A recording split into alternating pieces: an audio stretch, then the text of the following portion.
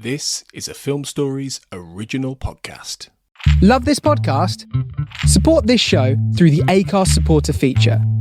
It's up to you how much you give, and there's no regular commitment. Just hit the link in the show description to support now. Hey, it's Mark Maron from WTF here to let you know that this podcast is brought to you by Progressive Insurance. And I'm sure the reason you're listening to this podcast right now is because you chose it. Well, choose Progressive's Name Your Price tool, and you could find insurance options that fit your budget, so you can pick the best one for your situation. Who doesn't like choice? Try it at Progressive.com. And now, some legal info. Progressive Casualty Insurance Company and Affiliates. Price and coverage match limited by state law. Not available in all states. Explaining football to the friend who's just there for the nachos? Hard. Tailgating from home like a pro with snacks and drinks everyone will love? An easy win. And with Instacart helping deliver the snack time MVPs to your door, you're ready for the game in as fast as 30 minutes. So you never miss a play or lose your seat on the couch or have to go head-to-head for the last chicken wing. Shop Game Day Faves on Instacart and enjoy $0 delivery fees on your first 3 grocery orders. Offer valid for a limited time. Other fees and terms apply. My dad works in B2B marketing. He came by my school for career day and said he was a big ROAS man. Then he told everyone how much he loved calculating his return on ad spend. My friends still laugh at me to this day. Not everyone gets B2B, but with LinkedIn, you'll be able to reach people who do. Get a $100 credit on your next ad campaign. Go to linkedin.com/results to claim your credit. That's linkedin.com/results. Terms and conditions apply. LinkedIn, the place to be, to be.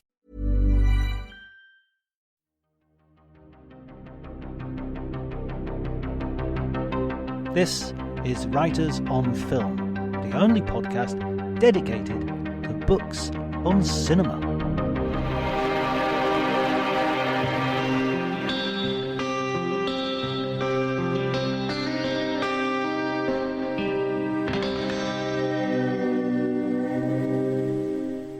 Hello everybody and welcome to Writers on Film. My name is John Bleasdale. I am a writer and film critic, and today I'm going to be talking, I've invited back a couple of great guests, Michael Leader and Jake Cunnigham. They are the pair behind the podcast and the successful book Ghiblioteheque. We've talked about the Studio Ghibli before, but now they've got a new book which is a brilliant introduction to anime via 30 movies that they have chosen and they write about in a really interesting and entertaining fashion. It's a really perfect guide for anybody who wants to dip their toe in the anime universe and don't know where to start, or for people who already know their anime and want to read some background and some context. Oh God, my cat is meowing in the background if you can hear it. If you enjoyed the episode, please remember to like and subscribe, to leave a review. That helps a lot. To tell your friends, to share, to tweet, to use the social medias. Well, Twitter's gone a bit weird now, but anyway, let's stick with it until we can bear it.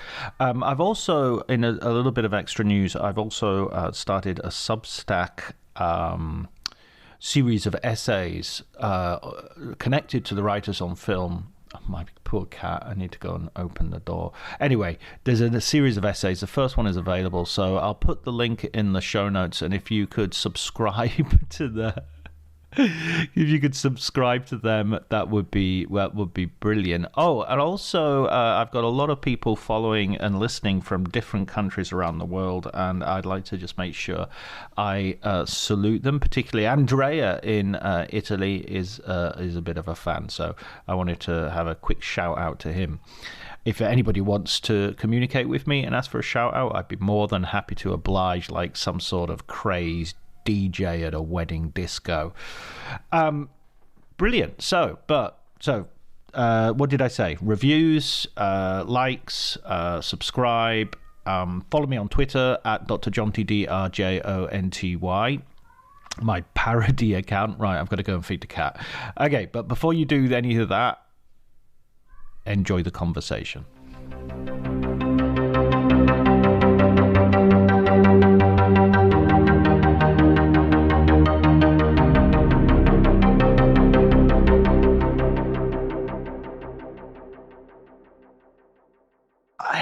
it irritates me so much because you know that thing about like I've got friends at the psychology department in Liverpool, and I remember this is 20 odd years ago. They're telling me that they did research and they found out that having a coffee does one thing to the brain and having a cigarette does another thing to the brain. But having a coffee and a cigarette sort of just goes off the scale, just absolutely blows it. And I've the same relationship with books and films. That I love films and I love books, but if I have a book about films, so I'm reading your anime book, and I'm just filling in my watch list of like I'm just getting so excited about these movies that that you're introducing to me and hopefully many other people. So congratulations on the book, guys! Absolutely brilliant. But yeah, I mean, irritating because now I've got a freaking huge watch list of films to go through. Well, I mean, it's irritating for me because Michael just keeps giving me things to watch as well, John. So he's done the hard work. He's already watched them all. He knows everything about them. And then it's like I'm being set homework again, even though I left school like 20 years ago. Have you sorted that out in your contract? Do you sort of get paid more, Jake, because you have to do much more work? Hey. I get paid. I should be getting paid so much more. But if you noticed, John, there was a fraught whole Lennon-McCartney situation that Michael's name does come first on the book, even though my name is of course higher in the alphabet. So that's his payment. I think that's how we paid him off. It's age before beauty. That's what it is. But how was so when did this book come out? It came out like a few weeks ago, right? In the UK, yes, it finally came out for the last week of October. It was supposed to come out earlier in October, but there was delays in the shipping. So there was a freighter container full of our book that was in the backlog at the ports where there were strikes. Absolutely no problem with that. But it created an interesting situation where actually the French language and German language editions of the book came out first because they hit their initial release date. So we were getting pictures from friends who live and work in France of our book on shelves in French before it came out in the UK. So it came out in the UK finally end of October. It's out in the States, I think, in December. But it's slowly finding its way around the world. Permeating around the world. Yes. I mean, who knew that, people who remained in the European Union would have a smoother... I'm just baffled, just wondering, just off the top of my head, scratching my head. But John, we've got our freedom back, and you can't put a price on that, can you? And your beautiful blue made in Belgium passports as well. So, well, I got mine, and it's definitely not blue. It's black. That's the weird thing. They made all this fuss about it, and it is not a blue passport. It's just bananas, isn't it? Jake, you're still a European citizen, aren't you, as well? Or is that still ongoing? Oh well, yeah, I'm Irish, but that's still waiting for my. So COVID put the kibosh on any admin from any government institution that wasn't related to the dealing of COVID. So there's an enormous backlog, but I will hopefully soon have going back to my purple passport, purple maroon-ish, claret. Yeah. My whole UK side of the family is currently sort of. Applying for their Irish passports because we're Irish on my mother's side. So my brother and my mum are all going for it, which is funny. Yeah, I think there's going to be a real spike of Irish citizens over the last few years. Everyone's going to be drinking Guinness and doing jigs. It's going to be amazing. Going to Cayley's. It's going to be like going Liverpool University all over again with everyone pretending that they've got Irish roots. But back to the book.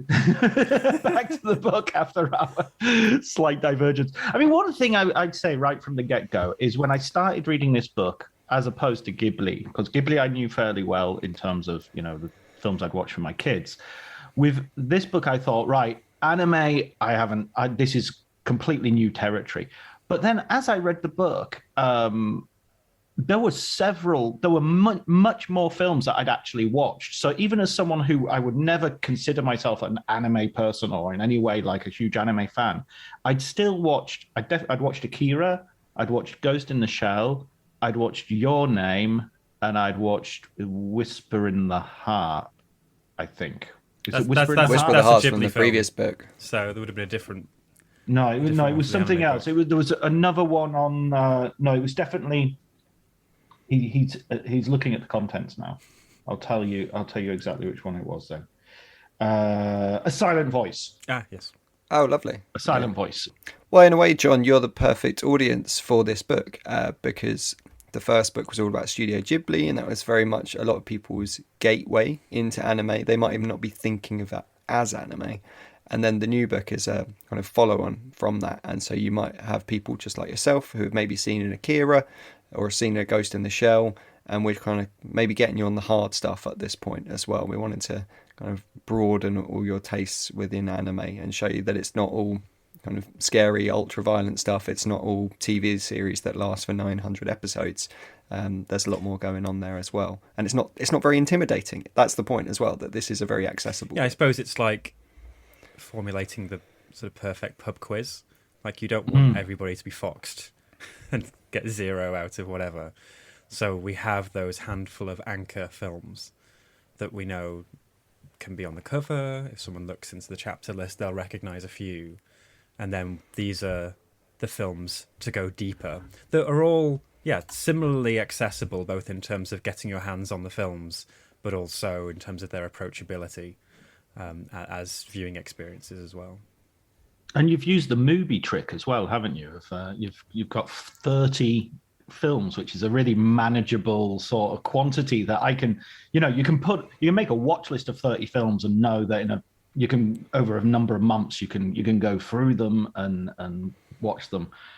And it's not too many. It's not sort of like, oh, okay, I'm never going to make this. It's an interesting number because I'm quite a fan of lists, but also I hate making lists as well.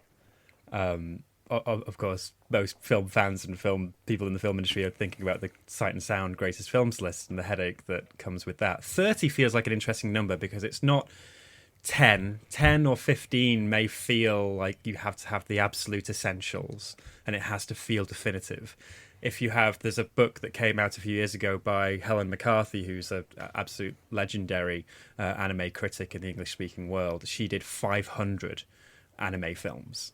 But whereas 30 feels like a nice place between definitive and comprehensive, where we can have those big hitters, deeper cuts, a couple of fun additions that are more reflective of our taste and background as well. So you can have a bit more fun with 30, I think. It's a good number. Yeah, I've already started filling up my list, and before before Jake joined us, I was just talking to Mike that I was watching, what was it, Promare on Netflix. I'd just gone through the Italian Netflix and was checking off all the films that I could watch there, of which there were quite a few, of which there are, a good selection. I mean, I've got all the Ghibli films, obviously, but there's a really good selection of anime generally.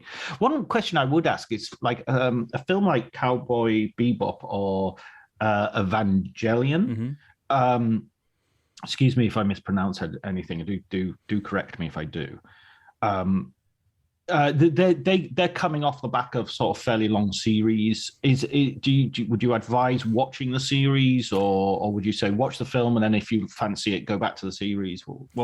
This feeds into some of the many rules that we set ourselves when we were cracking this list, and we wanted to prioritize feature filmmaking, as in the cinema experience, or at least the 2-hour plus, or if you're lucky, 90-minute viewing experience.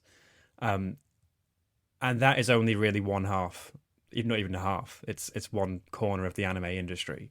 The biggest area is TV animation, and now increasingly so in terms of box office returns.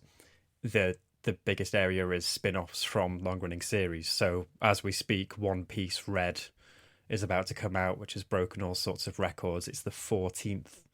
Is it the 14th? It's definitely double figures number of features in the One Piece series, which is itself spinning off from a long running anime series as well. And so when we had this in mind a person could pick up the book, read about a film, sit down and watch it in a couple of hours, with Cowboy Bebop and Evangelion, there's some specific stuff there. Cowboy Bebop is a series that ran in the early 2000s, was very cine literate. Each episode is packed with film references. But then when the opportunity arose when they finished the series to make a film, they wanted that to be its own thing. So of course it's the same characters, same world, and does have its sort of point in the chronology of the series where it lands. They envisioned this as serving a different audience, people who may not have seen the film. So it is intended to be a route in, an adjunct to the series. And Evangelion, you're opening a can of worms there, John, because Hideaki Anno, who's the filmmaker behind Evangelion, is a bit of a sort of beloved but also controversial figure within anime fandom. And in the book, we liken him to George Lucas in the sense that Evangelion was the series in the 90s that made his name, got him huge amounts of acclaim, huge amounts of very rabid fans. But it was also an undertaking that sort of broke him sort of emotionally, psychologically, and budget-wise as well. And so the ending of that TV series in its initial 20-odd episode run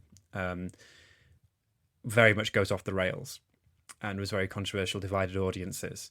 And so in the years since that first broadcast, he's made a few films that sort of tried to correct that original series. Meanwhile, Evangelion's massive in terms of merchandising, in terms of cross-promotional, everything. It's a huge money spinner, even though it's actually quite a very complex and hard to, quite a heavy series to get involved in. But then in the mid-2000s, he was then given almost a carte blanche, blank check. You retell Evangelion from scratch the way you want to do it. And it's called the Rebuild series. And he sees this as almost the cinematic retelling of the series. So you can have this relationship with the original series if you want to, but it is also it turns it into a film franchise. And fans of the series can watch it and be confounded and delighted by the way that it replays the hits but also departs from it. But it's intended to introduce the series to a new audience. And he talks about it in a really interesting way because he says that he wanted Evangelion to exist almost like Ultraman or Godzilla, these heroes in these huge film franchises and characters in Japan that can be reshaped for every new generation in a similar way to, I guess, Doctor Who and James Bond in sort of British filmmaking history. So that's why we included those, even though they are connected to TV series. And also, if you want to watch those TV series, they are only 26 episodes rather than 900, which is the case with some of the bigger franchises. But the great thing is, as part of Jake's research, he did go and watch all of Evangelion, and his brain has been changed forever by that. Yeah, it has. Well, I'm thankful for it. So you would advise watching the TV show then, Jake? Oh, 100%. Right. I'm a big, huge Twin Peaks fan. Right. And something that I may well have squeezed into my Sight and Sound list, who's to say? And Evangelion, weirdly, which is a show about kind of giant robots fighting giant aliens, to be very reductive about it, is so close to Twin Peaks. Mike is shaking his head. I'm thinking of the fan mail we're getting, the listener mail. How dare you call them aliens? Yeah, I know. Apologies to everyone, but that's to anyone that hasn't watched it as a way of kind of getting them into it. But think like in that way, it's it kind of hooked me because it's in the same way that Twin Peaks is not really about who killed Laura Palmer. Evangelion is not about giant robots fighting giant aliens. Right. That's I'm really intrigued. And having read, there's something about seeing the history of because you go kind of chronologically over the way you order the films, and reading it, one film after another, and going through the background essays that. Yeah, so I do the history and background because I suppose so even though Jake does all of the watching for the first time, that bulk of the work in terms of the sort of early research and development for the list, that's on me. So I suppose I make the case for why the films are in there in the history and context, and talk about the filmmakers and why we're featuring the films. And then Jake has his, increasingly expert view on the films as animation as well. But I think it's important to say that we're not saying all of these are perfect as well. And John, you would have read in the reviews that I'm not kind of saying that all of them are masterpieces, and a lot of them are flawed, and we do raise that. But I think it's about that chronological journey, and that you can see a story of Japanese animation along those 30 films in the same way that we told with Studio Ghibli, where we said, again, not all of these are perfect, but through them you can see the evolution of the studio. Yeah, and it's what's really fascinating about the chronological approach that we discovered as we were sort of writing it. We had an inkling as we put the list together, but it was the sense that whereas with the Ghibli book, it was the evolution of the studio, the people behind the films, their sort of platform, their global recognition. Whereas with this, you have these really fascinating mini narratives that come to, into and out of focus, that tells a story of, I guess, the English speaking world's view of anime. That I love that there's almost like a 4 or 5 chapter run in the middle of the book where we go from Akira through Ghost in the Shell, where it tells the story of, John, you may have experience of Manga UK, the distributor, the home entertainment label that came to prominence in the 1990s off the back of the surprise cult success of Akira, and then they sort of scrambled around to then bring more films from Japan that could serve a very particular audience and very particular view of what Japanese animation could be, very glossy, violent, hyper stylized, which jars with the sort of broad church that Japanese animation is. So there are these really, that chronological approach. We're not saying that we have the definitive insider's view of how Japanese animation works, because we can only ever really write from our own perspective. But within that, we do bring up some interesting stories, because I suppose Jake is a little bit younger than I am, and I fit almost between the two generations of, I was old enough to see in the local video shop a lot of these videos that came out in the 1990s that had 18 labels on them that I couldn't watch, but was very beguiled and terrified by the cover of Legend of the Overfiend or Fist of the North Star, etc.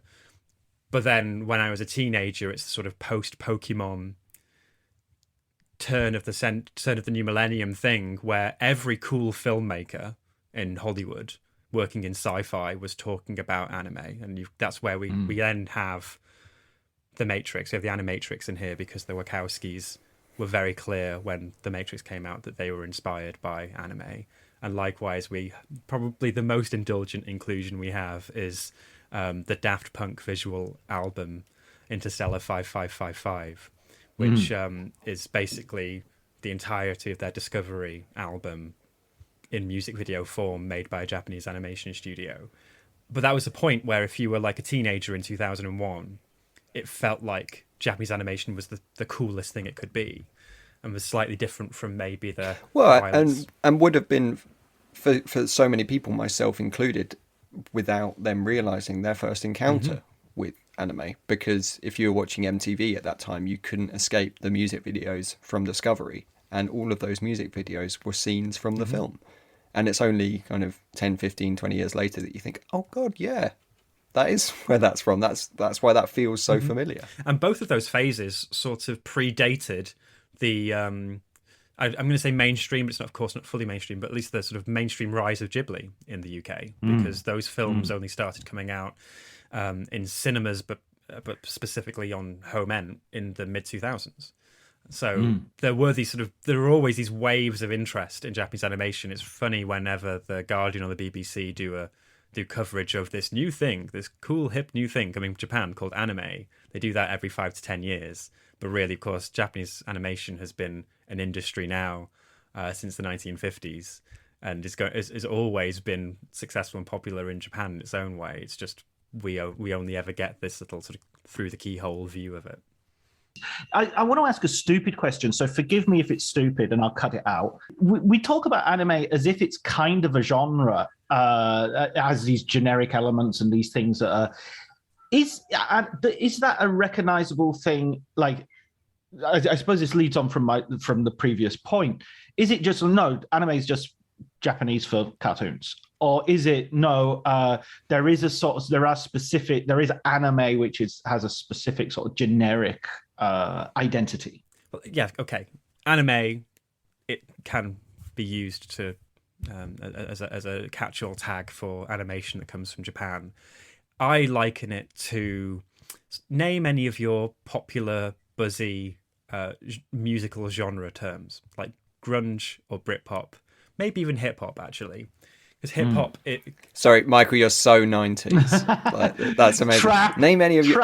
Yeah. So let me tell you... What's everyone listening to? Britpop? Grunge? That's new, isn't it? Hip-hop? But I think I'm harking back to a time where there was a media that had the power to put a stamp on disparate elements to call it one thing when really it wasn't. But maybe hip hop's a good one, because hip hop can be a type of music, it can be a type of trend, it can be a type of culture, it can include art, it can include music and all this other stuff. But in terms of the Britpop thing, it is also mainly something that has been just as much created by distribution patterns worldwide.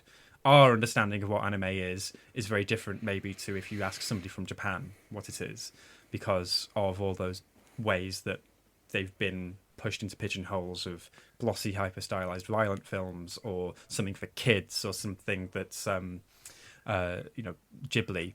If you ask Miyazaki if his films are anime, he'd say no. He sees them as animated films. And he believes their films should be judged on the world stage alongside any other. Because I suppose anime as a fandom and a fan culture does exist in Japan, and it's the pockets within pockets. There's Hideaki Anno and Evangelion is part of a generation of the people who were brought up on animation. That they very much defined themselves as that in the 1980s as they rose to prominence, which I suppose is similar to the waves of development within other sort of semi-popular cult media like comic books, where comics could be anything, right? Right. Any form of story told in a sequential art style. However, comics to some people means Marvel, DC superhero comics, and there are fans who very much align their identity to the trappings of that cultural or social movement.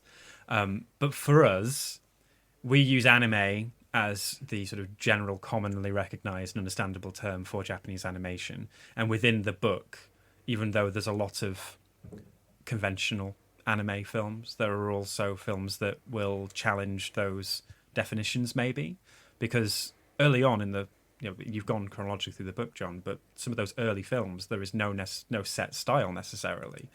The White Snake Enchantress, or Panda and the Magic Serpent, the first film we have in the book, was very much just trying to do what Disney was doing, but with a sort of Asian cultural reference point.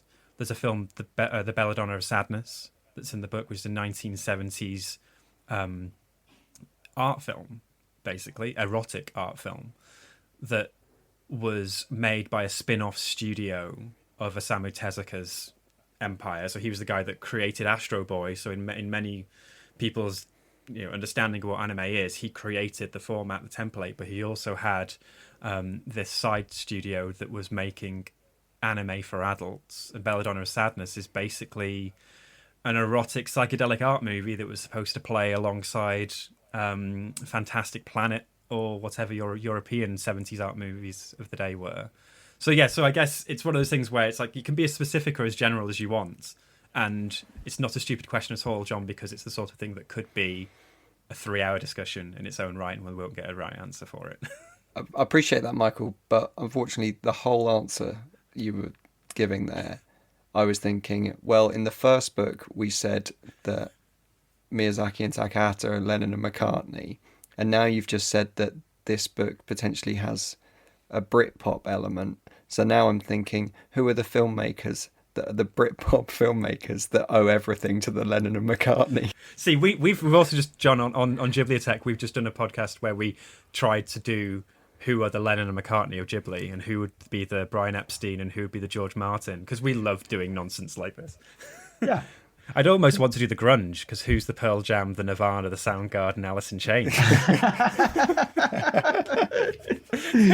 Yeah. I mean, it's an inevitable sort of discussion when you start talking about influences and the anxiety of influence and how these things play out. But what about you, Jake? I mean, you're coming in with these two books, and you've got to be the sort of the neophyte, if that's the right word. Guinea the pig. Guy who's experimental subject. It's like the Stanford prison experiment, essentially, and you're the innocent university student being thrust into the middle of it. The next book you've definitely got to say, right, this is a bunch of films I've watched. You sit down, Michael, and you watch these as well. I don't know, Confessions of a Window Cleaner, something like that. Oh God, I don't know what that would. See, Michael is far cleverer than me. I'm not sure anything what we could do that would fill that. I think it was only just this week that we were talking about some books that I'd unearthed from my university days, and Michael said, "Oh, there's something that you've got that I haven't." It's like, mate, we've known each other for 5 years, and it's taken that long. And so that was the books of Kurt Vonnegut. And I somehow don't think that quite has the same mass appeal as a Studio Ghibli book. But yeah, maybe when we've really run out of ideas in 10 years' time, I'll make him sit down and read Slaughterhouse 5. Oh, I'll do a podcast with you about the novels of Kurt Vonnegut. I love his work. I was just thinking about him today because I've become addicted to do you know the New American Library series? They're sort of like black books, hardback books with a sort of red and white stripe. Oh, and the sort of the cursive font on the front. Yeah. Oh, yeah, exactly. I've got the James Baldwin. Yeah. I've become addicted to those. I've gone from like Kindle to hardback books and it's got to have a little ribbon to keep my page as well. But the Vonnegut, I'm buying all the Vonnegut of those books and rereading them all because I've read them already, but I just love those books so much that I'm quite happy to reread books if that's the format. Well, that was so just to actually force a link from Kurt Vonnegut to this book, because we can do it. Is John? I don't know if you've seen the adaptation of Slaughterhouse 5. No, I haven't. No, I never did. It's really, really good. It won the Grand Prix at Cannes, and I think it's a really impressive adaptation of what, even when you're reading it, you're thinking that like no one could make sense of this, and it really, really works. At least I think that. But the editing in it is so impressive. Like the way that it has to join together timelines, locations varying from the Second World War all the way to an alien planet centuries in the future. Joining together the same character. And so the editing does these incredible match cuts throughout to make this feel like this constant flow between all of them that you can just transcend time in an instant. And Satoshi Kon, who directed Millennium Actress, which is a film in the book, cited that film as an influence in his editing style, because Satoshi Kon has that same feeling to his animation, that constantly you could have that rug pulled under you and you're from one scene into another instantly. Yeah, that's definitely high on my watch list. I read the review in the background to that, and I was just like, oh wow, this sounds so like a mixture of Zelig and Sunset Boulevard. You know, it's got this sort of. Can I ask, does it have like real film elements in it as well? Do you mean real film as in footage? Yeah, it's all animated. Oh, right, okay. John, are you saying that animation isn't real film? Oh, man. Yeah, well, I mean, what I meant is, does it have, like, let me rephrase that. Does it have grown-up film amidst the childish scribblings of a flick book artist? Is that what you're... does that tie it up?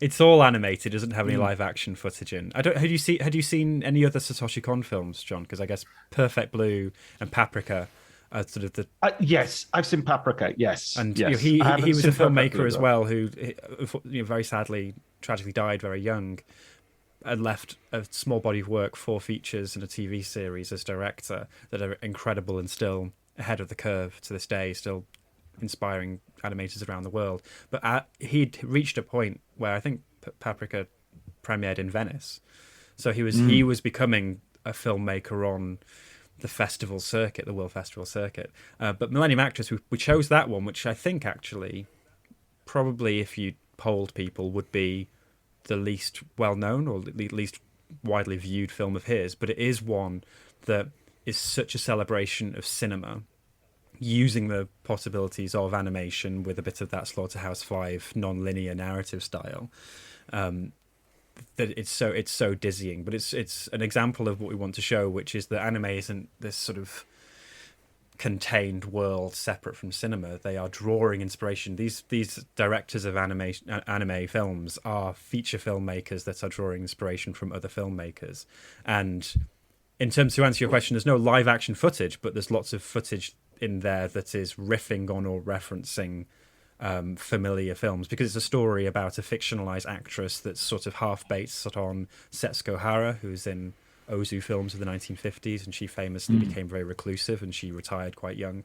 And the film is about a film crew going to interview, being granted a very rare interview with this reclusive actress, and the stories she tells, mingled with the absolute fanboyish glee of the interviewer, takes them on this journey through the films of her life, which include nods to Ozu, to Kurosawa, to other genres of popular cinema in Japan across 50 years of cinema.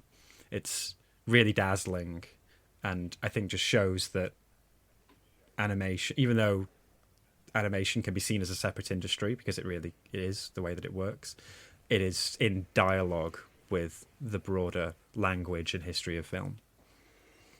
Yeah, Well, sorry, and, go on. Well, and for when we were making and for our podcast that we do, which started as Studio Ghibli, but then when we ran out of Ghibli films, we had to move on to other animation studios or other animators, and Satoshi Kon was the first person that we went to. So once the well had totally run dry on Ghibli stuff, it was thinking, right, who's got this contained kind of story that we can tell across these 4 films, this TV show, and a great book, actually. His manga opus is brilliant. So that was a really lovely one where we properly got to explore him over an extended period of time on the podcast as well. And Millennium Actress felt like the great opportunity to concentrate a lot of the thoughts that we had across that podcast series into that one film, even though it might not be the most obvious pick. I think that's a good thing, because I was kind of, as I was reading that chapter, and you mentioned Paprika, obviously, in the chapter, I was sort of like, oh yeah, and it struck me as a brave move not to do Paprika, because that was the one that I imagined people flipping to the contents and looking through the list of films would be looking for, would be expecting. So I think that's a sort of good choice, because also people like me who have a relatively superficial view of anime, I've seen Paprika, but I haven't seen this. So it's a good way of sort of leading people a little bit further down the garden path, so to speak. And what that film does as well is at least from what I gather from reading the chapter on it, it typifies the sort of breadth that you were alluding to, Michael, of what anime can involve. That it can be high schools, or it can be sports, racing cars and stuff like that, and it can be sort of science fiction and fantasy. It's very familiar, cyberpunk sort of thing. But it can also be something totally, about history and about life. Yeah, I think it's something peculiarly Western, but very specifically American and British view of these different forms of storytelling. I mean, John, you're based in Italy, and Italy's the place where they still have comics for commuters, for, bored blokes on their route home from the bank will pick up a comic for the train home. It's the same in Japan, where it really is age, 8 months to 80 years should be served by animation or in some form. So we wanted to reflect that in the book, because it really is becoming probably more and more humiliating to come from. I mean, there are many reasons to feel humiliated to come from British culture. It's in today's day and age, but it is particularly when you hear day in, day out. This episode is brought to you by Progressive Insurance. Do you ever think about switching insurance companies to see if you could save some cash? Progressive makes it easy to see if you could save when you bundle your home and auto policies. Try it at Progressive.com. Progressive Casualty Insurance Company and Affiliates. Potential savings will vary, not available in all states. My dad works in B2B marketing. He came by my school for career day and said he was a big ROAS man. Then he told everyone how much he loved calculating his return on ad spend. My friends still laugh at me to this day. Not everyone gets B2B, but with LinkedIn, you'll be able to reach people who do. Get a $100 credit on your next ad campaign. Go to linkedin.com/results to claim your credit. That's linkedin.com/results. Terms and conditions apply. LinkedIn, the place to be, to be. Out some of these maybe dog whistly kind of comments from, be them studio heads or film critics or mainstream journalists, when they talk about animation and the various other visual art forms that are related to it, like manga or comics, as being one thing, when really it could be anything or everything. It's like a lens, you're looking at things through a certain lens, or set of lenses. Yeah. But you can look at anything you like. And as I said, so many of the filmmakers we talk about, so we probably mentioned this on the last time we were on with the Ghibli book. Hayao Miyazaki is an absolute animator. He could draw anything. He could do the entire thing himself if he had the energy and the time and his eyesight was a bit better. Isao Takahata, the other filmmaker at Ghibli who made Grave of the Fireflies, The Tale of the Princess Kaguya, he was not an artist. He was a filmmaker or a storyteller who used animation as his lens. And it's the same with this book. You've watched A Silent Voice.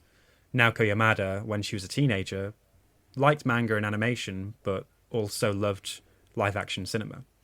And she still, to this day, you ask her what films are exciting her, and she'll say Xavier Dolan, or she'll say Sofia Coppola. They're just using animation. And what she says about why she loves animation is because in animation you can control every aspect of the shot. There's no worry about the light. There's no worry about the focal length. You can just change all those things. And if you go back and watch A Silent Voice or her other feature, Listen to Bluebird, from a craft point of view, what she's doing with depth of field, what she's doing with staging, she is using animation like a live action filmmaker with a camera involved. So it really is not this separate thing. It really is something connected to cinema, live action cinema, real cinema, adult cinema. No, adult cinema, we've got to be careful about. Don't want to cause any confusion there. I mean, even when I was watching just the very beginning of the, what do you call it, for Promare, there's just a moment where it's sort of doing that sort of a city during the day, setting up the city as a sort of where this action is going to take place. And it sort of goes between the tower blocks, and like the square of like a sun flare on the lens sort of strobes by. And it's just a beautiful little moment where it's sort of like, obviously that's being animated in as a there is no sun, there is no flare, there is no lens for it to be having that. And that idea that anime is putting in a sort of visual flaw to sort of play to our own, I guess, how we see things, how we're used to seeing things. Yeah, well, and it's amazing that it's in something like that film as well, because it makes sense maybe a bit more in something like A Silent Voice, which is very much a kind of real-world melodrama based around events that maybe we haven't all experienced, but we can very much relate to. And it's all very grounded, really. And Promare is absolutely bananas, and one of the maddest things in the book is just crazy, and it looks crazy as well. It's all kind of geometric shapes and nothing at all like the real world in any way. But even with that bad design, it's still giving you those little moments to think, but stylistically could be real. Yeah. People could just explode into flame at any point, just like they do in the real world. Well, I mean, yeah, but the analogy it works perfectly with the world of today. With our online culture, and I'm sure people in the comments to this podcast will be going, "What do you mean it's not grown-up cinema, John?" Bursting into flame as a result.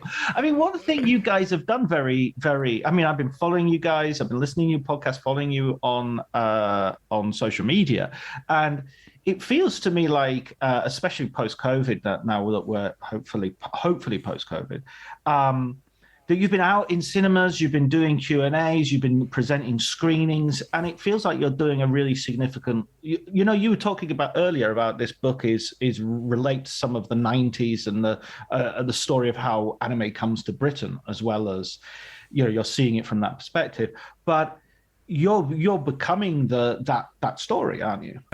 Well, that's a big way. I wouldn't claim any ownership to that.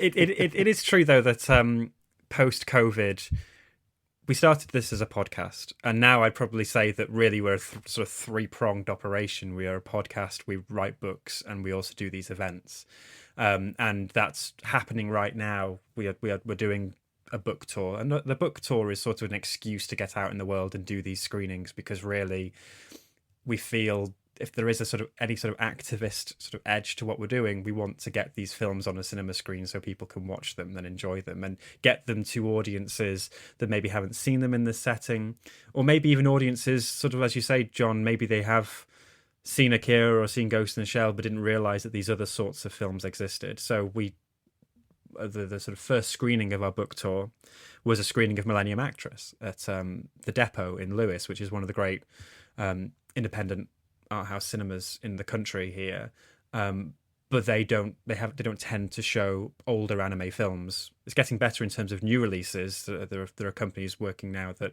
make those films available to cinemas up and down the country, but there isn't much of a rep scene in the way that the BFI may have a national screenings tour of Akira Kurosawa movies, or actually the big success of the year was Curzon did a Wim Wenders retrospective that went up and down the country showing his entire film back catalogue. I went to a packed out screening of Paris, Texas on a Sunday morning, and like in Brighton, I'm like, wow, this is amazing to see. And also seeing this film on the big screen is amazing.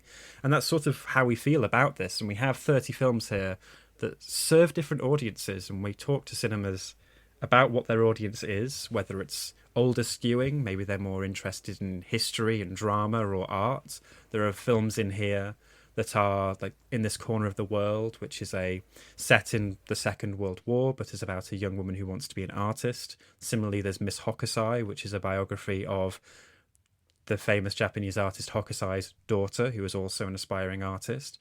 Then there are these films that do play to audiences that are interested in history or are interested in pushing genre to the limits of creativity and imagination, or reflecting a different point of view on culture or the world around us. So that is absolutely part of our ongoing project now, because we believe that there are audiences out there that would be interested in seeing that, and every event we do, we're surprised and delighted by the people that turn out for it. And also, Jake and I, we didn't grow up in the London bubble.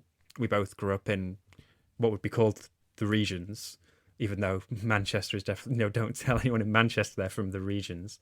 But, again, not to lean back on music analogies, but I grew up looking at gig listings being like, oh, if only I could go to London to see that gig. And it's similar with film screenings.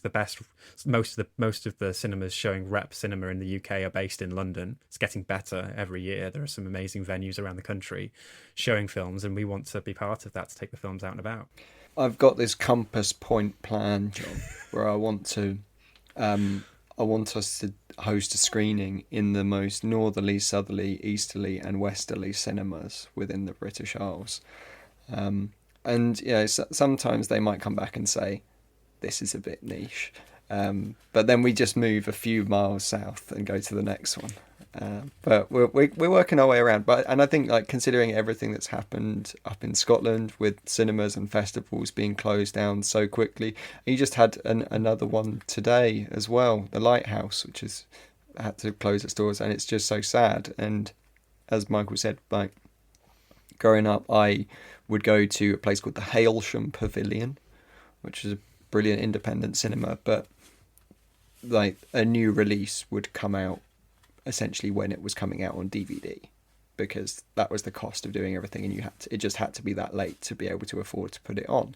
And it was brilliant when stuff came around, but even that cinema struggles, and so many more do. And so, like, with that Millennium Actress screening, there was 10 times more people than they would normally get for an anime screening.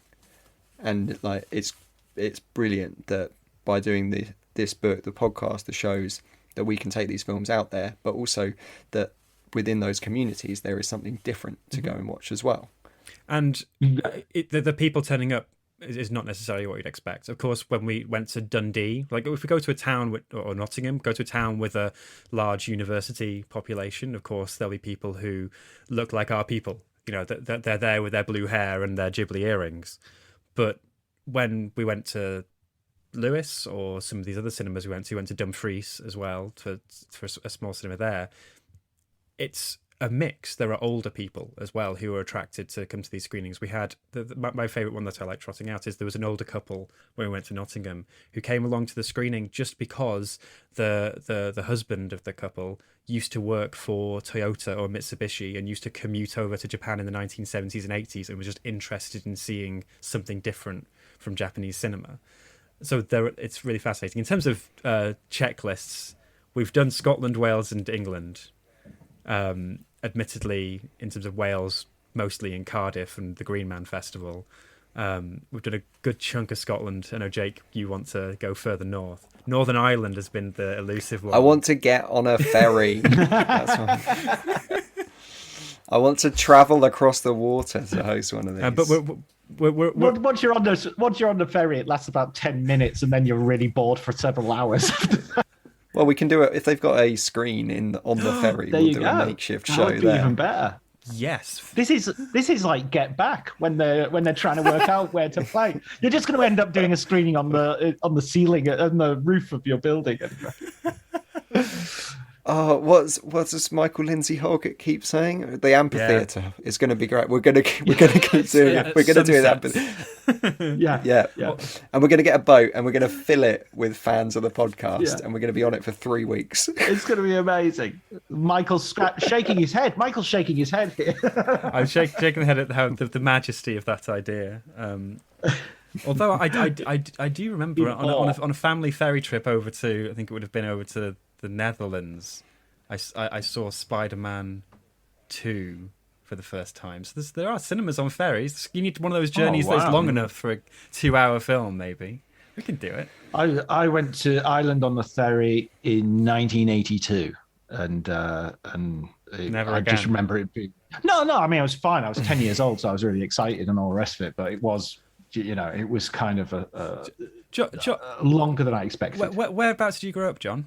I grew up in Barrenfurness, in the countryside near there. I was born in Ulverston, which is where Stan Laurel was born. Mm-hmm. Is that claim to fame? Right, because there's basically we've done some of the Midlands, we've done quite a lot of the South now, but not the Southwest.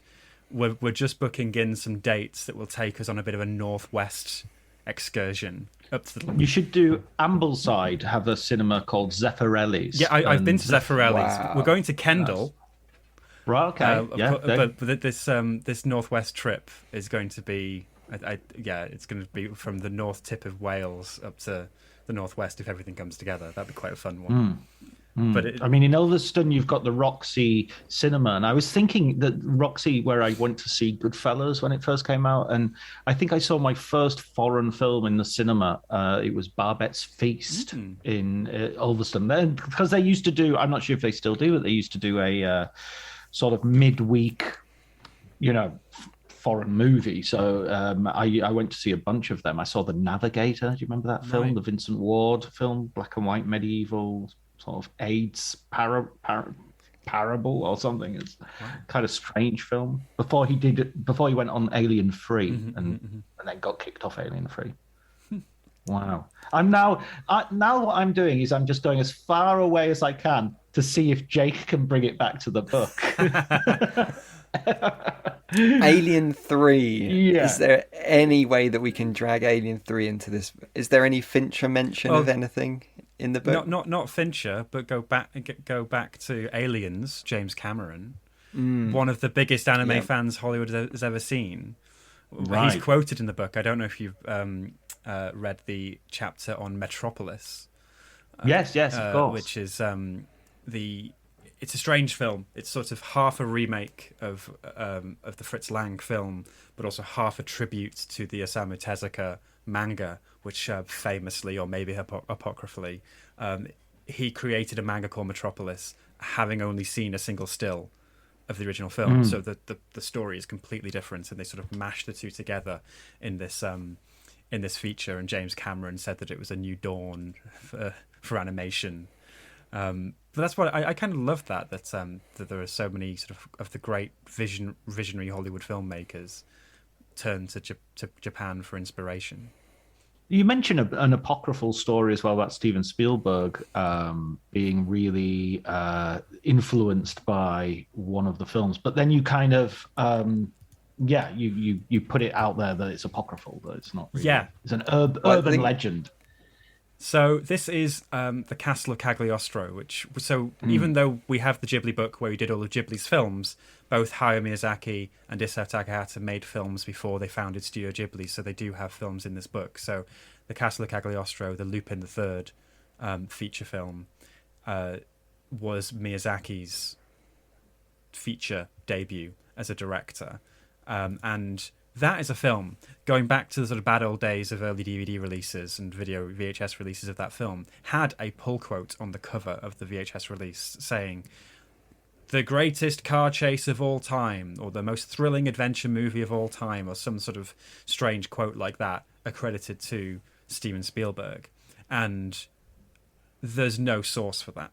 And however, in this sort of beautiful way that the internet tries to make things make sense, instead of using the Occam's razor approach of it was just made up, they say Spielberg had, would it have been, what film would he have had that was premiering in Cannes in the early 80s? Maybe it was Raiders of the Lost Ark. Maybe had a special screening at Cannes.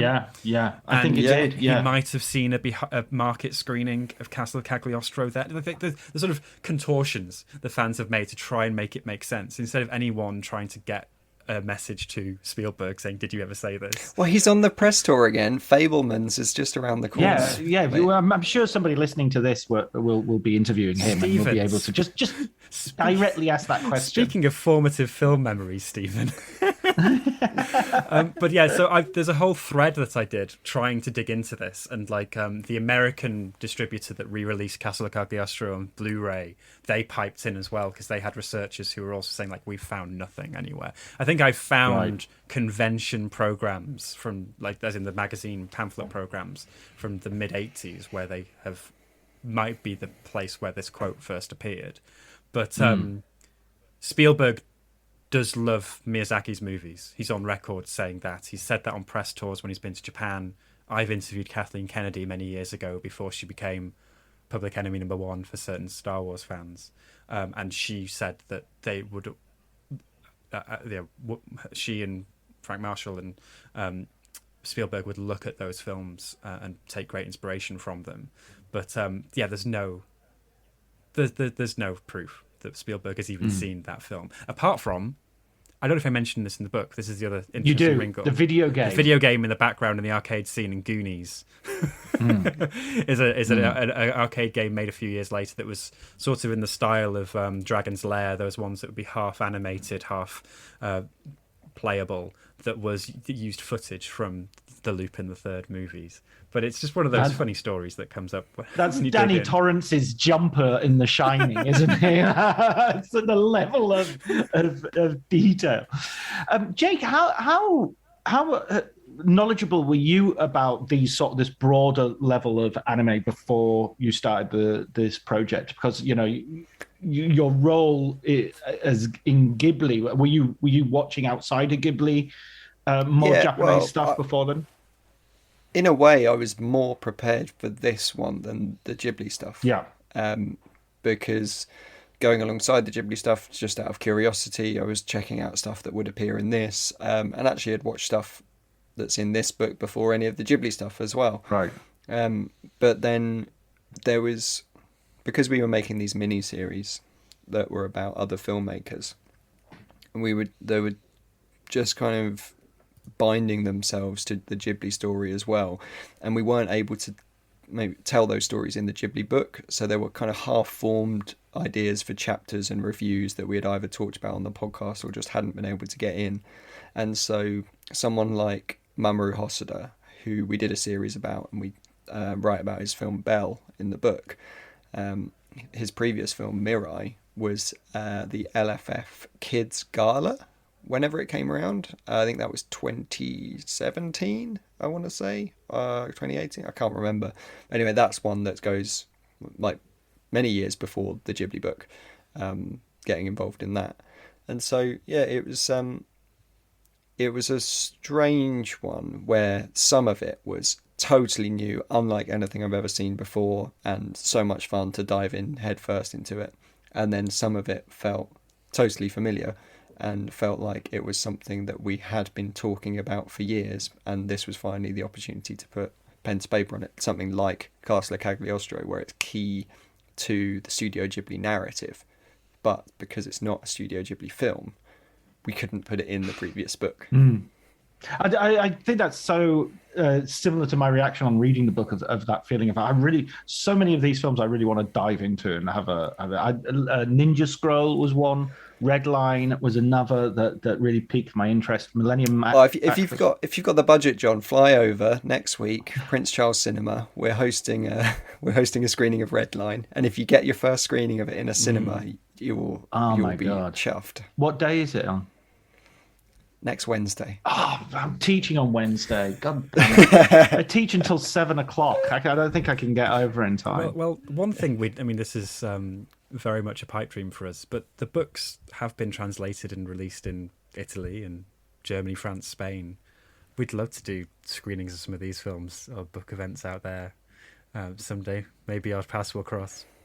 Venice would be, well, there's two possibilities in Italy. There's a Udine du Far East Festival, so it would be interesting to maybe organise a screening during the festival of something.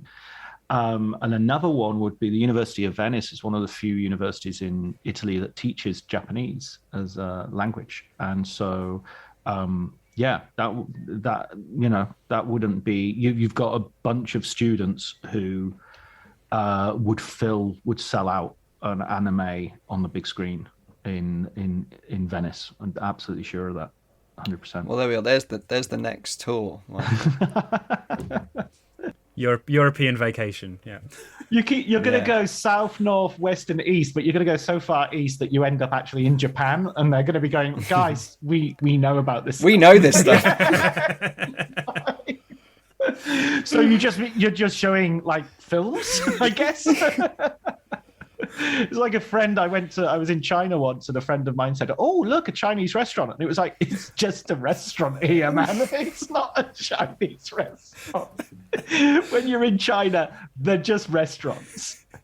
But you've got to shift your thinking in some way. Mm-hmm. Speaking of which, like, one of the things I love about watching Japanese films and Hong Kong movies and Chinese movies, so it's broadening the category out a little bit, is that there are definite moments that, although there is that cross-fertilization between sort of the West and the East, there are definite moments that when you're watching a Japanese production where the cultural difference sort of rings loud, and you sort of go, okay, that's interesting. What are the ones that you've sort of noticed watching anime?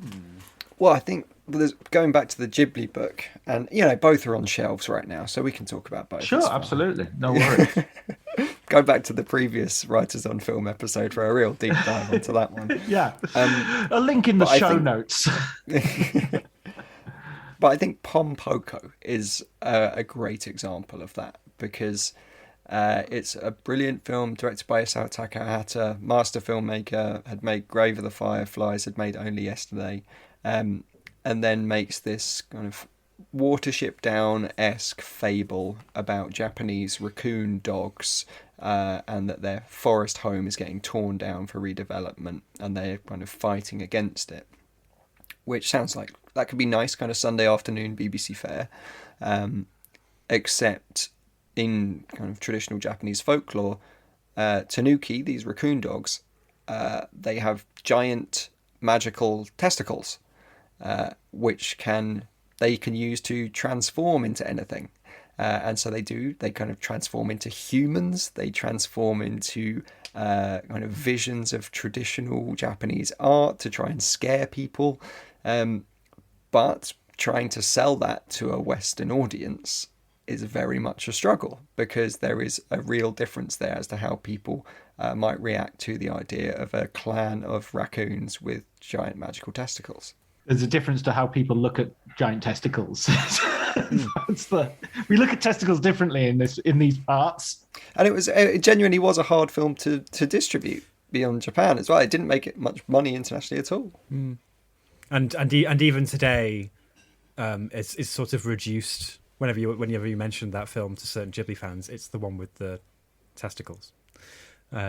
Even though actually it's an incredibly profound film, it's sort of the Japanese. This is showing my age and speaking to a very particular age range here, demographic. It's the Japanese Animals of Farthing Wood, because it's a sort of devastating musing on deforestation and rapid urbanization and encroachment, but it has this profound layer of what you lose when you lose that natural world seen through the sort of natural pantheon of magical animals.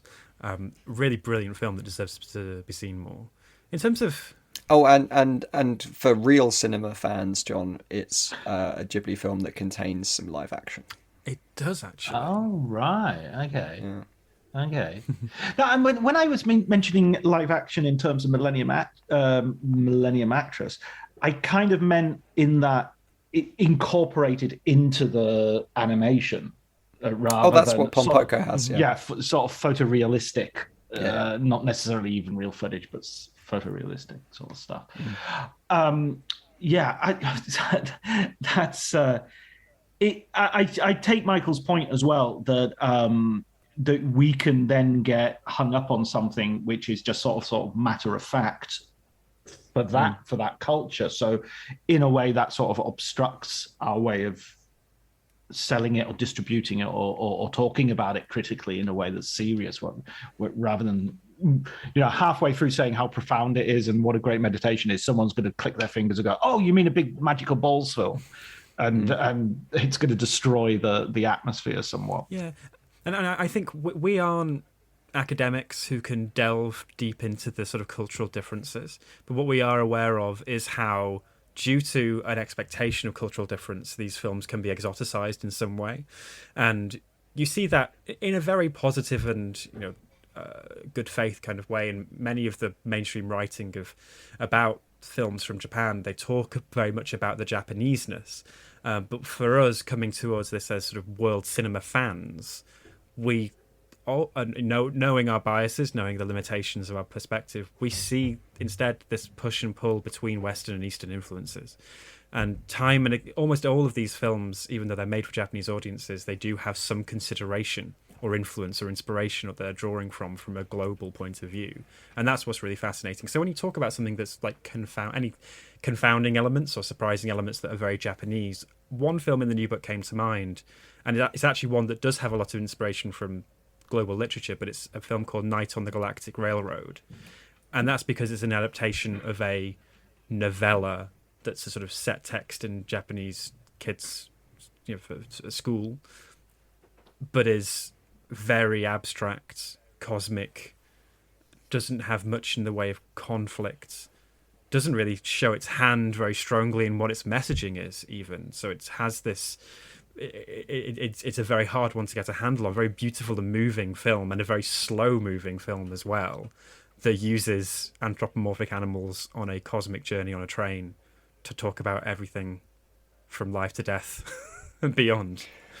Yeah, in a way, I don't know if I mentioned this in the review, but it reminds me of The Little Prince in that way as well. In that each planet on The Little Prince's journey, you can interpret in so many different ways, and it can be about something so minor as the petal on a flower, but that can be something as massive as the mortality of the human race. And that's the stuff that's fascinating to us as well, is that as much as there is this impulse to talk about Japanese cinema as this hermetically sealed national cinema industry in its own right, so many of the filmmakers don't abide by those rules.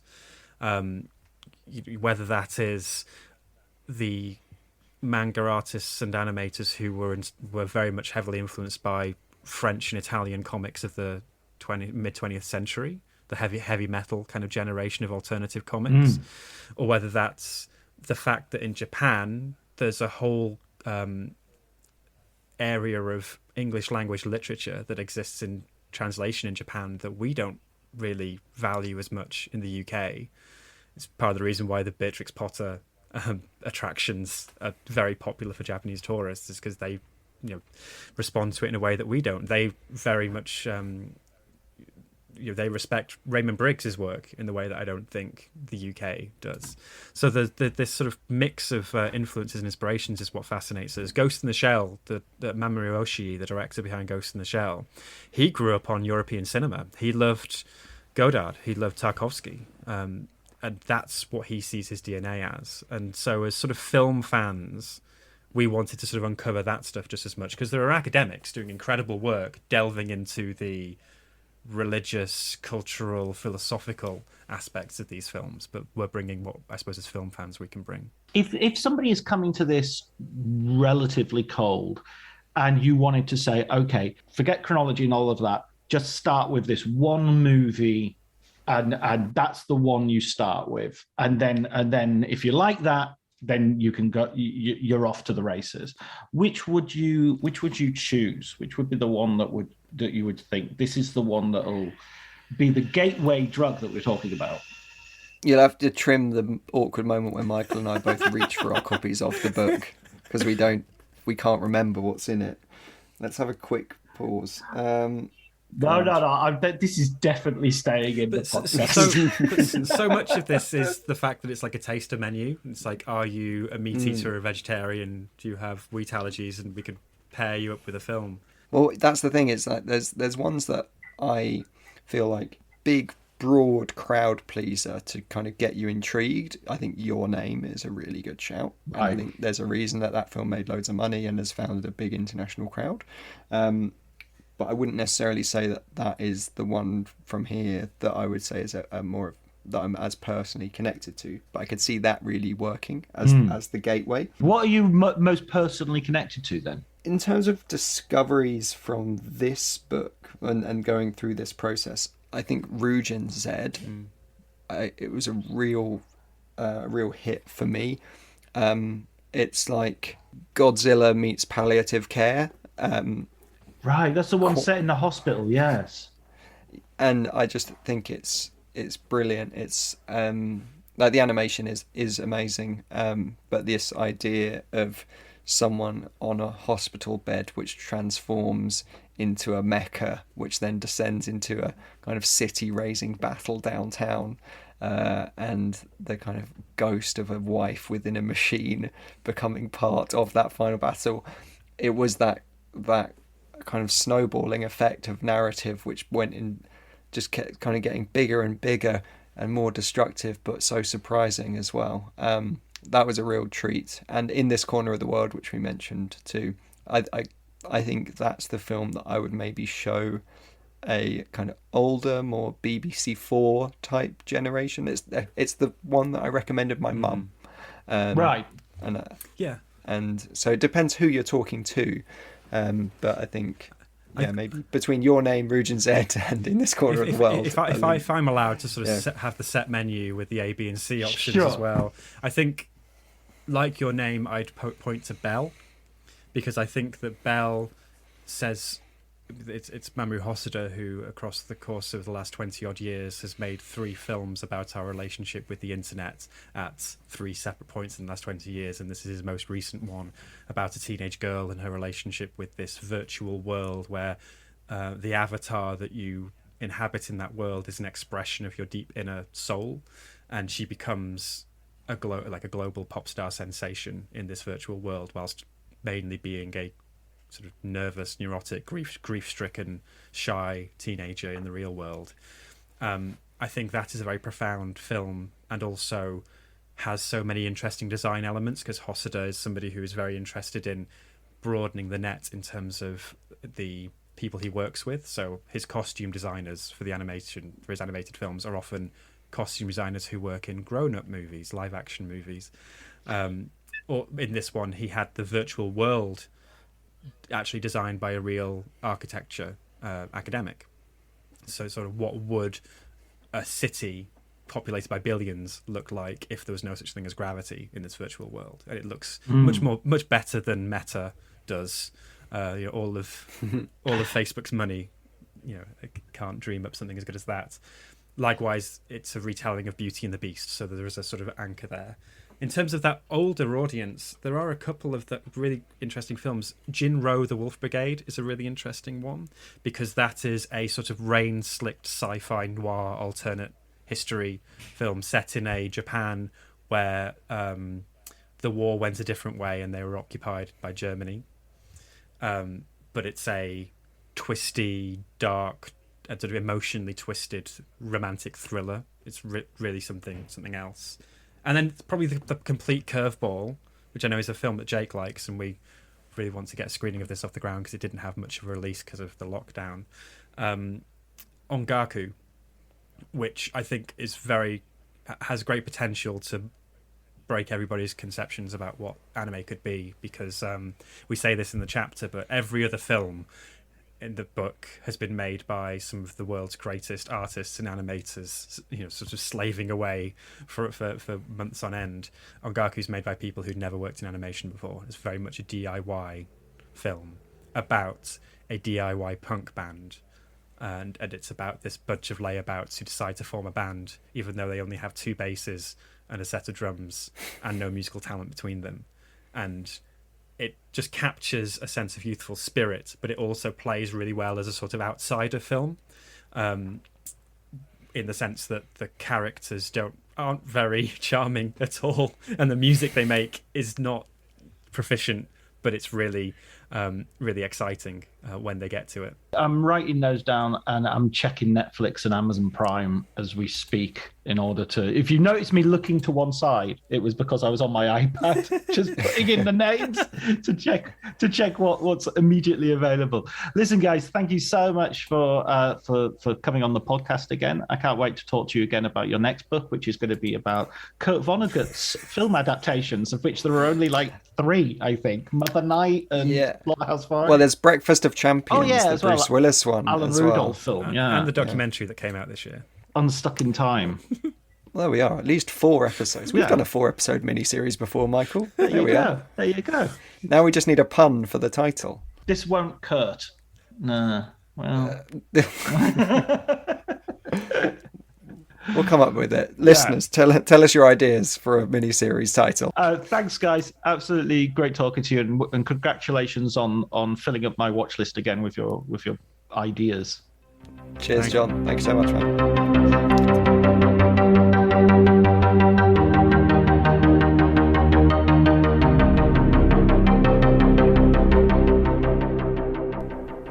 So that was my conversation with Jake and Michael. It was a great deal of fun. I really enjoyed it. Hope you did too. Thanks to Elliot Atkins for the music, Ali Howard for the art, and thank you, listener. Until next week, please take care.